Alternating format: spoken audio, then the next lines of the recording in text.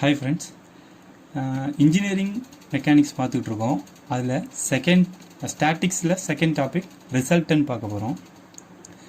Okay, first resultant அப்படின்னா என்னென்னா, அதுக்கான டெஃபினேஷன் சொல்லணும்னா the single force which has same effect as multiple forces, அதான் ரிசல்ட் சொல்லுவாங்க.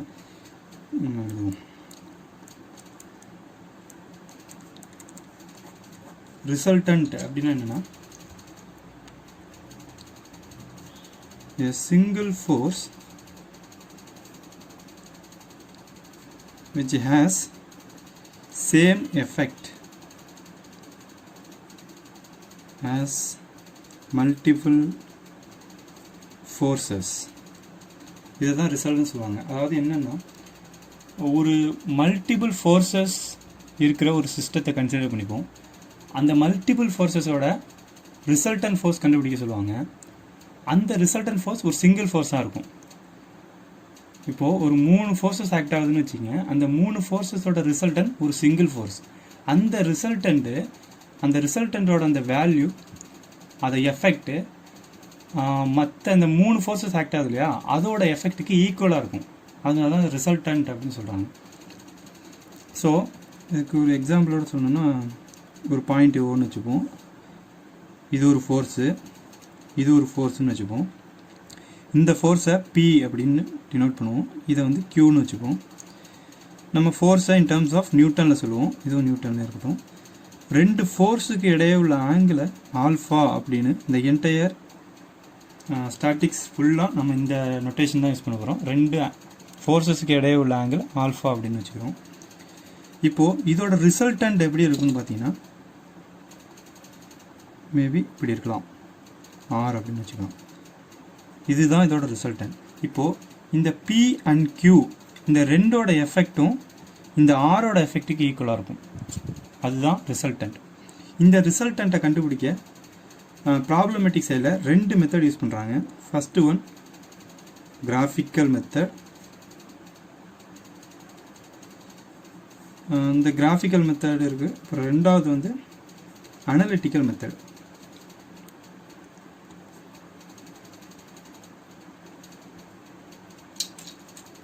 ஸோ இப்போ ஃபஸ்ட்டு கிராஃபிக்கல் மெத்தடில் ஒரு 3 மெத்தட் இருக்குது. First one triangle law of forces. Second one parallelogram law of forces, and finally polygon law of forces. இப்போது இந்த triangle law of forces எங்கே use பண்ணுவாங்கன்னு பார்த்தீங்கன்னா, 2 ஃபோர்ஸ் கொடுத்துட்டு அதுக்கான ரிசல்டன் ஃபைண்ட் பண்ண சொன்னாங்கன்னா அந்த இடத்துல இந்த triangle law of force use ஆகும். அதே மாதிரி தான் பேரலோகிராமும் 2 ஃபோர்ஸ் கொடுத்துட்டு அதுக்கான ரிசல்டன் கேட்டாங்கன்னா பேரலோகிராம் மெத்தடும் யூஸ் பண்ணலாம். மோர் தென் 2, அதாவது மல்டிபிள் ஃபோர்ஸஸ் எங்கெல்லாம் இருக்கோ அதுக்கான ரிசல்டன் கண்டுபிடிக்க பாலிகன் லா ஆஃப் ஃபோர்ஸஸ் மெத்தடை யூஸ் பண்ணலாம். இப்போ அனலிட்டிக்கல் மெத்தடில் வந்தால் 2 மெத்தட் இருக்குது. First one is Lami's theorem.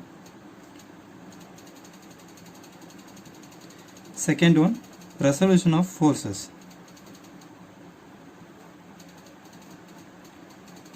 Lami's theorem எப்போ யூஸ் பண்ணோன்னா, 3 ஃபோர்ஸ் கொடுத்துட்டு அதுக்கான ரிசல்டன் கேட்டாங்கன்னா அந்த இடத்துல லாமிஸ் தியரம் யூஸ் பண்ணுவோம். அதே மல்டிபிள் ஃபோர்ஸஸ் கொடுத்தாங்கன்னா ரெசல்யூஷன் ஆஃப் ஃபோர்ஸஸ் யூஸ் பண்ணுவோம். இப்போது இந்த மெத்தட்ஸ் எல்லாம் 1 by 1 பார்க்கலாம். ஓகே, இப்போது கிராஃபிக்கல் மெத்தட் பார்ப்போம். கிராஃபிக்கல் மெத்தடில் first method triangle law of forces. Triangle law of forces அப்படின்னா, ஒரு ட்ரையாங்கிள் அப்படின்னா 3 சைடு இருக்கும், ரைட்டா?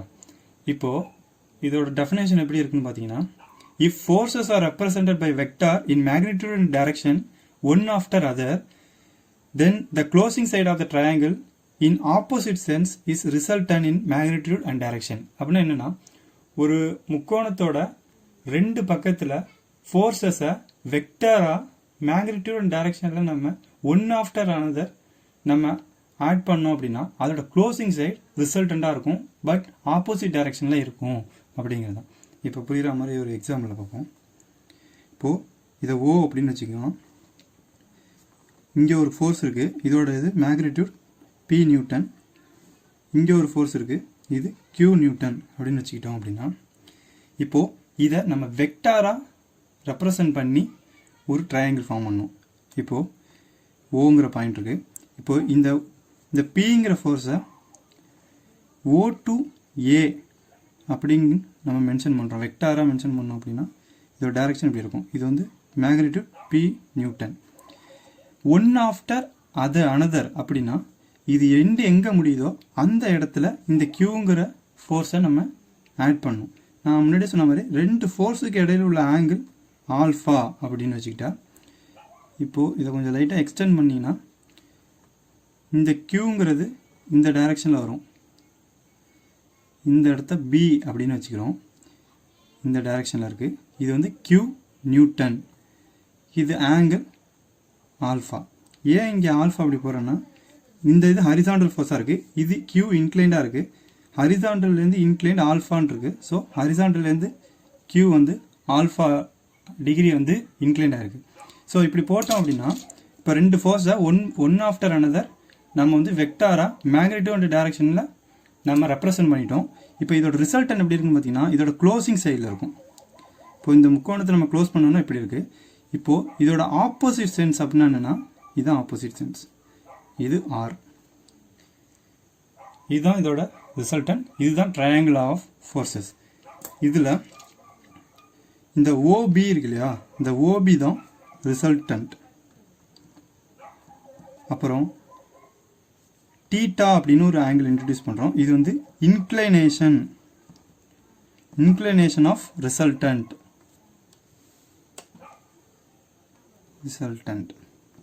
இது எங்கன்னா இதுதான் தீட்டா.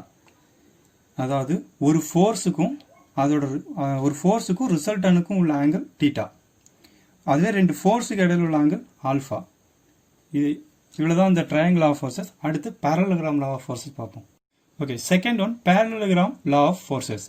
இப்போ parallelogram law of forcesக்கு டெஃபினேஷன் என்னன்னு பார்த்தீங்கன்னா, if two forces are assumed to be two sides of a parallelogram, then the diagonal passing through the same intersection point is resultant in magnitude and direction. Okay, இப்போது parallelogram law of forces-ஐ டயக்ராமேட்டிக்காக பார்க்கலாம். First Pங்கிற ஒரு force இருக்குது, தென் Qங்கிற ஒரு force இருக்குது, angle alpha. இப்போது இதை parallelogram லாவில் போட்டு நம்ம ரிசல்டன் கண்டுபிடிக்க போகிறோம். ஸோ ஃபஸ்ட்டு இதை வெக்டராக நம்ம ரெப்ரசன்ட் பண்ணுறோம். ஓங்கிற பாயிண்ட்லேருந்து ஏங்கிற பாயிண்ட் வரைக்கும் Pங்கிற ஃபோர்ஸ் இருக்குது. ஓகேவா? தென் ட்ரையாங்கிள் ஆஃப் ஃபோர்ஸஸில் பார்த்தா மாதிரி தான் இந்த இடம் B பாயிண்ட் வைக்கணும். இது வந்து Q அப்படின்னு வச்சுக்கலாம். Q நியூட்டனு இப்படி இருக்குது. இது வந்து ஹரிசாண்டல்லேருந்து alpha. So parallelogram opposite sides are equal, right? Then இதை இப்படி க்ளோஸ் பண்ணுறோம். ஓகேவா? இப்போது இந்த இடத்த Bன்னு கொடுக்குறேன், இந்த இடத்த Cன்னு கொடுக்குறேன். ஓகேவா? இப்போது இதோட ரிசல்டன்ட் எப்படி இருக்குன்னு பார்த்தீங்கன்னா, இந்த டெஃபினேஷன் உள்ள மாதிரி டயகனலில் ஜாயின் பண்ணியிருக்கும், பட் ஆப்போசிட் சென்ஸில் இருக்கும். இதுதான் ஆர். ஓகேவா? இப்போது இதுக்கு ரிசல்டன் கண்டுபிடிக்க ஒரு ஃபார்முலா இருக்குது. அது என்ன ஃபார்முலானா, அதை எப்படி கண்டுபிடிக்கிறதுன்னு ஃபஸ்ட்டு பார்க்கலாம். அதுக்கு இந்த டயக்ராமை கொஞ்சம்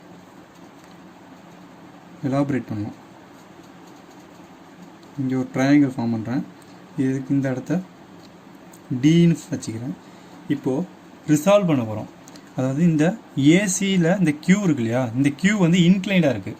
இந்த இன்க்ளைண்டை நம்ம ஹரிசாண்டல் காம்பனண்டாகவும் வெர்டிக்கல் காம்பனண்டாகவும் மாற்றலாம். இப்போது நமக்கு தெரியும் Qங்கிறது ஆல்ஃபாங்கிற டிகிரியில் இன்க்ளைண்டாக இருக்குது ஹரிசாண்டல்லேருந்து. ஸோ நம்ம ஒரு ஃபோர்ஸை அந்த ஆங்கிளுக்கு அட்ஜசனில் ரிசால்வ் பண்ணும்போது காஸ் வரும். ஸோ Q காஸ் ஆல்ஃபா, இது உங்களுக்கு தெரியும்னு நினைக்கிறேன். அதாவது ஆங்கிளுக்கு அட்ஜசனில் ஃபோர்ஸை ரிசால்வ் பண்ணும்போது காஸ் வரும், அனதர் சைடு வந்து சைன் வரும். ஆங்கிளுக்கு ஆப்போசிட் சைடு சைன் வரும். இதுலேருந்து நமக்கு என்ன தெரியுதுன்னா, AD value Q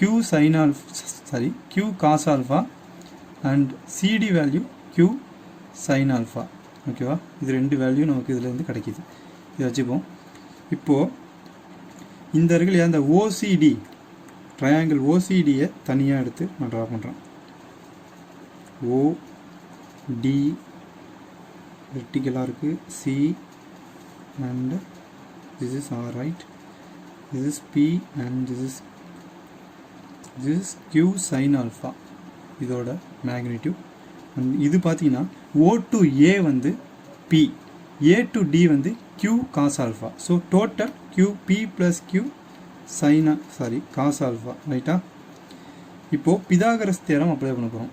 R square is equal to O D square plus C D square. Okay, OD ஸ்கொயரோட value P plus q cos alpha whole square plus சிடியோட value q sine alpha whole square. Okay, இப்போது இதை elaborate பண்ணால் p square plus 2pq cos alpha plus q squared cos squared alpha. ஓகே, a plus b whole square ஃபார்முலேட்டில் இருக்குது. Plus இதை பார்த்தீங்கன்னா q squared sin squared alpha அப்படின்னு வரும். இதை எலாபரேட் பண்ணிங்கன்னா ஓகே. தென் பாருங்கள், p squared எடுத்துக்கிறேன் ப்ளஸ் 2pq cos alphaவை எடுத்துக்கிறேன். இதை சேர்த்து பாருங்களேன், இந்த டேர்ம் மட்டும் cos squared alpha plus sin squared alpha இருக்குது. q காமனாக இருக்குது. ஸோ q ஸ்கொயர்டு காமனாக எடுத்திங்கன்னா cos squared alpha plus sin squared alpha வரும். இதோட value 1. So p squared plus q squared plus 2pq cos alpha, இதுதான் r ஸ்கொயரோட வேல்யூ. நமக்கு ரிசல்ட்டன் r வேணும். So square root of p squared plus q square plus 2pq cos alpha, இதுதான் formula. நீங்கள் இந்த டெஃபினேஷன் டெரிவேஷன் நினைப்பு வச்சு தேவையில்ல, டைரெக்டாக அந்த ஃபார்முலா நினைப்பு வச்சுட்டா போதும். தென் செகண்ட் ஒன் இம்பார்ட்டன்ட் என்னென்னா angle of inclination of resultant அப்படின்னு பார்த்துருப்போம். டீட்டா பார்த்தோம் இல்லையா, அதுக்கு ஒரு ஃபார்முலா இருக்குது. நான் டேரெக்டாக ஃபார்முலா எழுதிடுறேன். Tan theta equal to q sine alpha divided by p plus q cos alpha. இந்த ஃபார்முலாவை நினைப்பு வச்சுக்கோங்க. இது ரெண்டுலேருந்து தான் மேக்ஸிமம் ப்ராப்ளம்ஸ் இருக்கும். டிஎன்இபியில் இதுலேருந்து சம்மு நம்ம எக்ஸப்ட் பண்ணால் இல்லை டேரெக்ட் ஃபார்முலா கூட கேட்க வாய்ப்பு இருக்குது. ஓகே, இந்த தேர்டு ஒன்று என்னென்னா polygon law of forces. Polygon law of forces அப்படின்னா என்னென்னா each forces is represented as a vector in magnitude and direction one after other.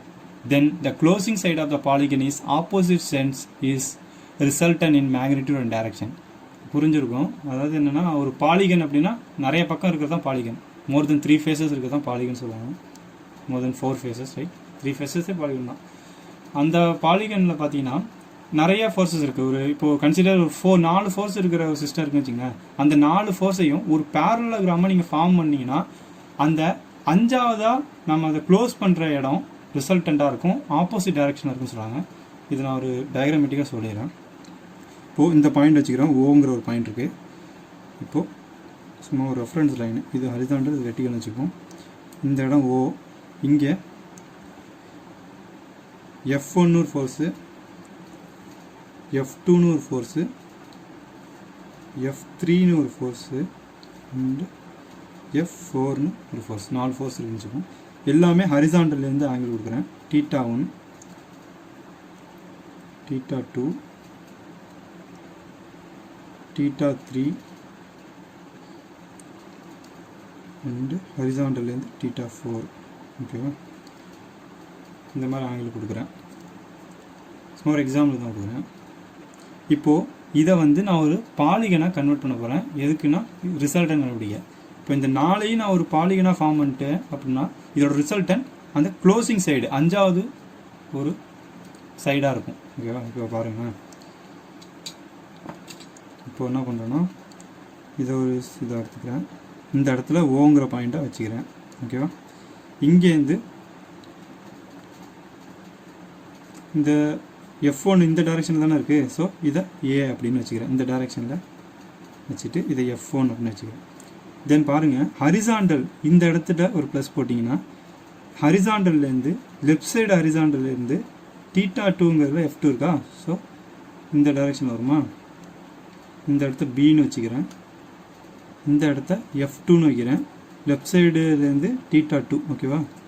So இது வந்து ரைட் சைட்லேருந்து θ1 ஓகேவா. அப்புறம் θ3 பாருங்கள். இப்போ இந்த இடத்துல ஒரு ப்ளஸ் போடுறேன். அதே மாதிரி ஆங்கிளை அந்த இடத்துல நான் மென்ஷன் பண்ணுறேன். எப்படி வருதுன்னா இப்படி வருது ஓகேவா. இந்த இடத்த வச்சுக்கிறேன். இந்த இடம் C, இது வந்து F3. இது ஆங்கிள் எப்படி இருக்குன்னா நல்லா பார்த்தீங்கன்னா தெரியும், இங்கேருந்து இருக்கா. ஸோ இப்படி வச்சுக்கிறேன் θ3 ஓகேவா. நெக்ஸ்ட்டு இது உள் சைடு வந்திருக்கா. ஸோ இதை இப்படி வச்சுப்போம். இல்லை பெருசாக போட்டுக்கிறேன், பெரிய போர்ஷன் வச்சுக்கோம். இதை வந்து Dன்னு வச்சுக்கிட்டா இந்த இடத்த F4 அப்படின்னு வரும். இது இந்த இடத்துல ஒரு ப்ளஸ் போட்டிங்கன்னா இந்த ரைட் சைட்லேருந்து ஹரிசாண்டல்லேருந்து θ4 ஓகேவா.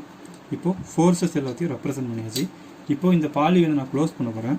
இதுதான் ஆரிஜின், இதுதான் எண்டு பாயிண்ட். இது ரெண்டையும் இப்படி க்ளோஸ் பண்ணிட்டேன்னா ஆப்போசிட் டைரெக்ஷனில் இருக்கும். சாரி, இந்த சைடா, இந்த சைடு ஆப்போசிட். எல்லாமே ஆன்டி கிளாக் வைஸில் தான் வந்துருக்கு. இது மட்டும் கிளாக் வைஸில் இருக்கும் ஓகேவா. இதுதான் ஆப்போசிட் சென்ஸ். இதுதான் R. இதோட ஆங்கிள் பார்த்தீங்கன்னா ஹரிசாண்டல்லேருந்து θ. இதுதான் இந்த θ தான் இன்க்ளினேஷன் ஆஃப் ரிசல்டன்ட். எழுதிடுவோம். OD, இந்த OD தான், இந்த OD தான் ரிசல்டன்ட். θங்கிறது இன்க்ளினேஷன் ஆஃப் ரிசல்டன்ட். ஸோ இதுதான் பாலிகன் லா ஆஃப் ஃபோர்ஸஸ். நம்ம கிராஃபிக்கல் மெத்தடில் 3 மெத்தடுமே பார்த்தாச்சு. அடுத்தது அனலிட்டிக்கல் மெத்தடில் உள்ள 2ஐயும் பார்க்கலாம்.